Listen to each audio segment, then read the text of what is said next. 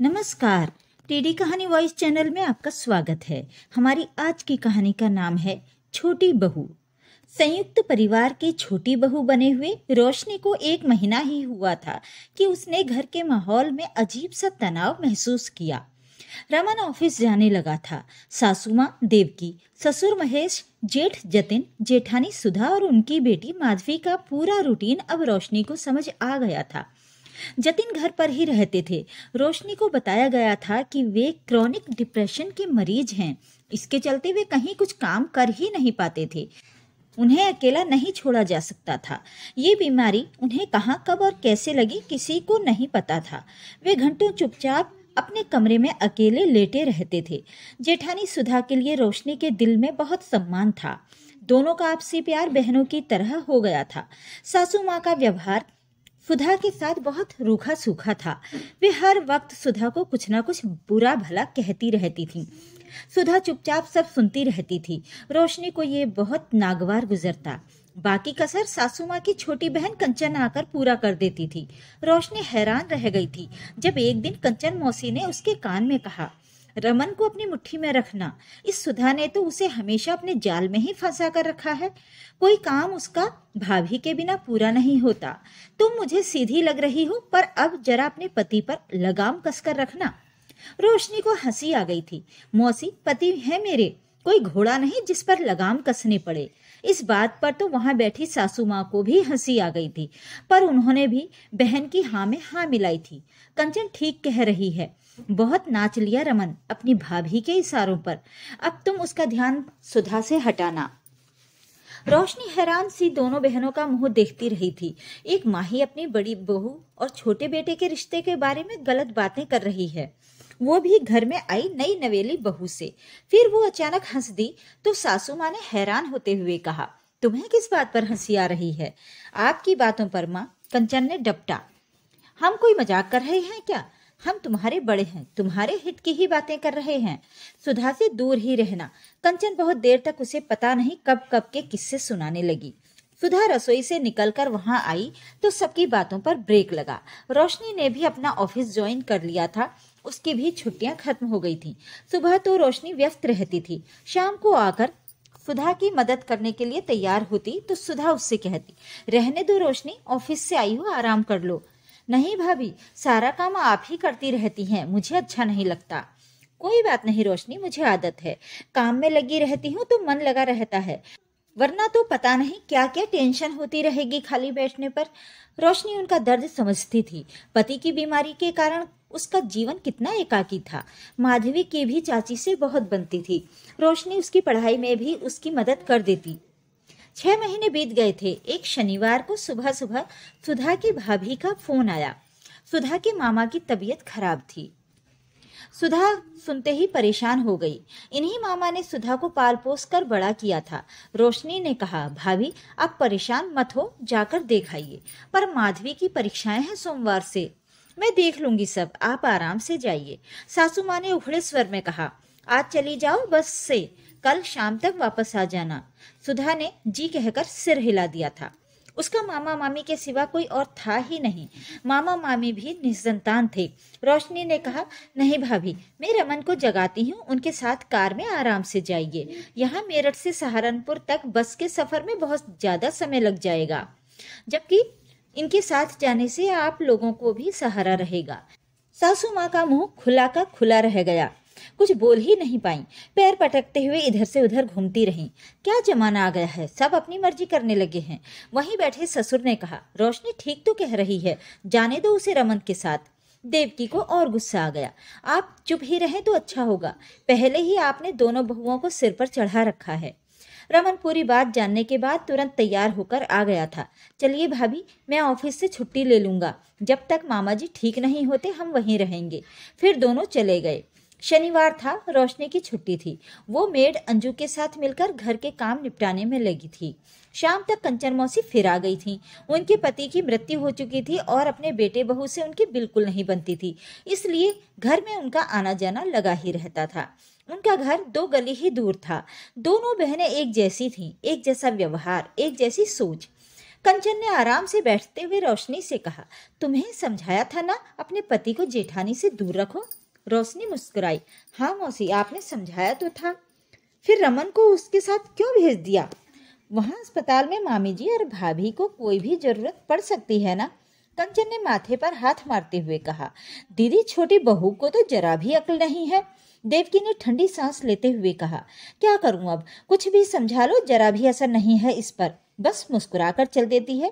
रोशनी घर का काम खत्म कर सुस्ताने के लिए लेटी तो कंचन मौसी वहीं आ गई। रोशनी उठकर बैठ गई और बोली, आओ मौसी। आराम से बैठते हुए कंचन ने पूछा, तुम कब सुना रही हो खुशखबरी? पता नहीं मौसी। क्या मतलब पता नहीं? मतलब अभी सोचा नहीं। देर मत करो, औलाद पैदा हो जाएगी तो रमन उसमें व्यस्त रहेगा। कुछ तो भाभी का भूत उतरेगा सिर से। और आज तुम्हें एक राज की बात बताऊं? हाँ बताइए। मैंने सुना है माधवी रमन की ही संतान है। जतिन के हाल तो पता ही है सबको। रोशनी भौचक्की सी कंचन का मुंह देखती रह गई। क्या कह रही हो मौसी? हाँ बहू, सब रिश्तेदार पड़ोसी यही कहते हैं। रोशनी पल भर कुछ सोचती रही, फिर सहजता से बोली, छोड़िए मौसी, कोई और बात करते हैं। अच्छा, मैं चाय बनाकर लाती हूँ। कंचन हैरानी से रोशनी को जाते देखती रही। इतने में देवकी भी वहीं आ गई। कंचन को हैरान देख बोली, क्या हुआ? अरे ये तुम्हारी छोटी बहू कैसी है? इसे कुछ भी कह लो, अपनी धुन में ही रहती है।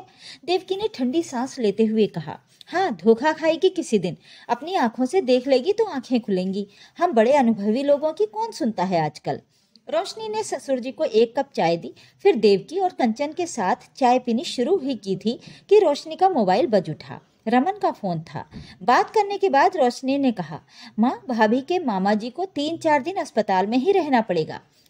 ये छुट्टी ले लेंगे, भाभी को साथ लेकर ही आएंगे। मैंने भी यही कहा है, आप वहाँ दोनों देख लो, यहाँ तो हम सब हैं ही। देवकी ने डपटा, तुम्हें समझ क्यों नहीं आ रहा? जो सुधा चाहती है रमन वही करता है। तुमसे कहा था ना रमन को उससे दूर रखो। आप चिंता ना करें माँ, मैं देख लूंगी। अच्छा, माधवी आने वाली है, मैं उसके लिए कुछ नाश्ता बना लेती हूँ और मैं भाभी के आने तक छुट्टी ले लूंगी कि जिससे घर में किसी को परेशानी ना हो। दोनों को हैरान छोड़ रोशनी काम में व्यस्त हो गई। कंचन ने कहा, इसकी बेफिक्री का आखिर राज क्या है दीदी? क्यों इस पर किसी बात का असर नहीं होता? कुछ समझ नहीं आ रहा है कंचन। रमन और सुधा लौट आए। सुधा और रोशनी प्यार से लिपट गईं। महेश वहां के हालचाल पूछते रहे। जतिन ने सब चुपचाप सुना, कहा कुछ नहीं। उनका अधिकतर समय दवाइयों के असर में सोते हुए ही बीतता था। उन्हें अजीब से डिप्रेशन के दौरे पड़ते थे, जिसमें वे कभी चीखते चिल्लाते थे तो कभी घर से बाहर भागने की कोशिश करते थे। सासू माँ को सुधा फूटी आंख नहीं सुहाती थी, जबकि वे खुद ही उसे बहू बनाकर लाई थीं।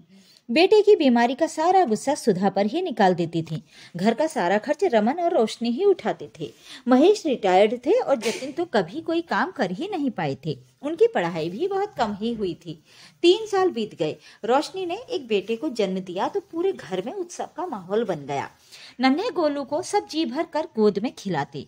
सुधा ने ही गोलू की पूरी जिम्मेदारी संभाल ली थी।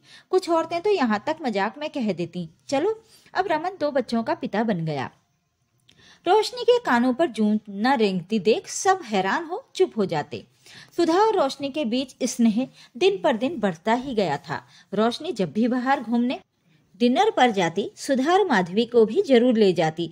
रोशनी के कानों में कंचन मौसी का कथा पुराण चलता रहता था। देख, तू पछताएगी, अभी भी संभल जा, सब लोग तुम्हारा ही मजाक बना रहे हैं। पर रोशनी की सपाट प्रतिक्रिया पर देवकी और कंचन हैरान हुए बिना भी न रहती।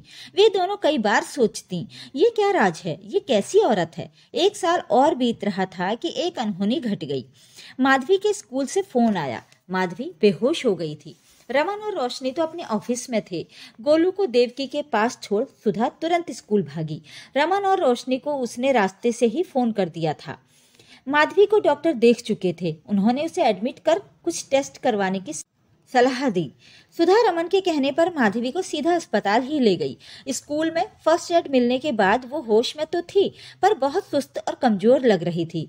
रमन और रोशनी भी अस्पताल पहुंच गए थे। माधवी ने बताया कि सुबह से ही उसे चक्कर आने लगे थे और वो शायद फिर बेहोश हो गई थी। हैरान तो सब तब और हुए जब उसने कहा, कई बार ऐसा लगता है सिर घूम रहा है, कभी अचानक अजीब सा डिप्रेशन लगने लगता है। सुधा इस बात पर बुरी तरह चौंक गई। रोते हुए बोली, रोशनी ये क्या हो रहा है माधवी को? जतिन की भी तो ऐसे ही तबीयत खराब होनी शुरू हुई थी। क्या माधवी भी? अरे नहीं भाभी, पढ़ाई का दबाव होगा। कितना तनाव रहता है आजकल बच्चों को। आप परेशान न हो, हम सब हैं ना। रोशनी ने सुधा को तसल्ली दी। माधवी के सब टेस्ट हुए। देवकी और महेश भी गोलू को लेकर अस्पताल पहुंच गए थे। कंचन मौसी जतिन की देखरेख के लिए घर पर ही रुक गई थी। रात को रमन ने सबको घर भेज दिया था। अगले दिन रोशनी जतिन को अपने साथ ही सुबह अस्पताल ले गई। वहां वे थोड़ी देर माधवी के पास बैठे रहे, फिर बेचैनी से उठने बैठने लगे तो रोशनी उन्हें वहां से वापस घर ले आई। सुधा माधवी के पास ही थी। देवकी ने रोशनी को डपटा, जतिन को क्यों ले गई थी? माँ, माधवी की बीमारी का पता लगाने के लिए भैया का डीएनए टेस्ट होना था, कहकर रोशनी किचन में चली गई। रोशनी ने थोड़ी देर बाद देखा देवकी और कंचन की आवाजें माधवी के कमरे से आ रही थीं। कंचन जब भी आती थी माधवी के कमरे में ही सोती थी। रोशनी दरवाजे तक जाकर रुक गई। कंचन कह रही थी, अब पोल खुलने वाली है, रिपोर्ट में सच सामने आ जाएगा। बड़े आए हर समय भाभी भाभी की रट लगाने वाले, आंखें खुलेंगी अब। कब से सब कह रहे हैं पति को संभाल कर रखे। रमन पिता की तरह ही तो डटा है अस्पताल में। देवकी ने भी हाँ में हाँ मिलाई। मुझे भी देखना है अब सुधा का क्या होगा। रमन मेरी भी इतनी नहीं सुनता है जितनी सुधा की सुनता है। इसी बात पर गुस्सा आता रहता है मुझे तो। जब से सुधा आई है रमन ने मेरी सुनना ही बंद कर दिया है। बाहर खड़ी रोशनी का खून खौल उठा। घर की बच्ची की तबीयत खराब है और ये दोनों इस समय भी इतनी घटिया बातें कर रही हैं। अगले दिन माधवी की सब रिपोर्ट्स आ गई थीं। सब सामान्य था, बस उसका बीपी लो हो गया था। डॉक्टर ने माधवी की बीमारी का कारण पढ़ाई का दबाव ही बताया था। शाम तक डिस्चार्ज होना था। रमन और सुधा अस्पताल में ही रुके। रोशनी घर पहुंची तो कंचन ने झूठी चिंता दिखाते हुए कहा, सब ठीक है ना? वह जो डीएनए टेस्ट होता है उसमें क्या निकला? ये पूछते पूछते भी कंचन की आंखों में मक्कारी दिखाई दे रही थी। रोशनी ने आसपास देखा। महेश कुछ सामान लेने बाजार गए हुए थे। जतिन अपने रूम में थे। रोशनी ने बहुत ही गंभीर स्वर में बात शुरू की, माँ, मौसी, मैं थक गई हूँ आप दोनों की झूठी बातों से, तानों से। माँ, आप कैसे रमन और भाभी के बारे में गलत बातें कर सकती हैं? आप दोनों हैरान होती हैं ना कि मुझ पर आपकी किसी बात का असर क्यों नहीं होता? वो इसलिए कि विवाह की पहली रात को ही रमन ने मुझे बता दिया था कि वे हर हालत में भाभी और माधवी की देखभाल करते हैं और हमेशा करेंगे। उन्होंने मुझे सब बताया था कि आपने जानबूझकर अपने मानसिक रूप से बीमार बेटे की शादी एक अनाथ गरीब लड़की से करवाई, जिससे वो जीवन भर आपके रौब में दबी रहे। रमन ने आपको किसी लड़की का जीवन बर्बाद न करने की सलाह भी दी थी, पर आप तो पंडितों की सलाहों के चक्कर में पड़ी थी कि ये ग्रहों का प्रकोप है जो शादी के बाद दूर हो जाएगा। आपकी इस हरकत पर रमन हमेशा शर्मिंदा और दुखी रहे। भाभी का जीवन आपने बर्बाद किया है। रमन अपनी देखरेख से आपकी इस गलती की भरपाई करने की कोशिश करते रहते हैं। वे ही नहीं, मैं भी भाभी की हर परेशानी में उनका साथ दूंगी।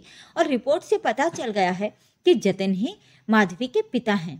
मौसी, आपकी बस इसी रिपोर्ट में रुचि थी ना? आगे से कभी आप मुझसे ऐसी बातें मत करना, वरना मैं और रमन भाभी को लेकर अलग हो जाएंगे और इस अच्छे भले घर को तोड़ने की जिम्मेदार आप दोनों ही होंगी। हमें शांति से एक दूसरे के साथ रहने दें तो अच्छा रहेगा। कहकर रोशनी को आज राहत महसूस हो रही थी। उसने अपने मन में ठान लिया था कि वो दोनों को सीधा करके ही रहेगी। उनके रोज रोज के व्यंग्यों से वो थक गई थी और डीएनए टेस्ट तो हुआ भी नहीं था। उसे इन दोनों का मुंह बंद करना था, इसलिए वो जतिन को यूं ही अस्पताल ले गई थी। उसे इस बात को हमेशा के लिए खत्म करना था। वो कान की कच्ची बनकर रमन पर अविश्वास नहीं कर सकती थी। हर हाल में धैर्य रखकर हर मुश्किल से निपटना आता था उसे। लेटे लेटे उसे देवकी की आवाज सुनाई दी, अरे तुम कहाँ चली कंचन? कहीं नहीं दीदी, जरा घर का एक चक्कर काट लूं, फिर आऊंगी। और आज तो तुम्हारी बहू की बेफिक्री का राज भी पता चल गया। एक बेटा तुम्हारा बीमार है, दूसरा कुछ ज्यादा ही समझदार है।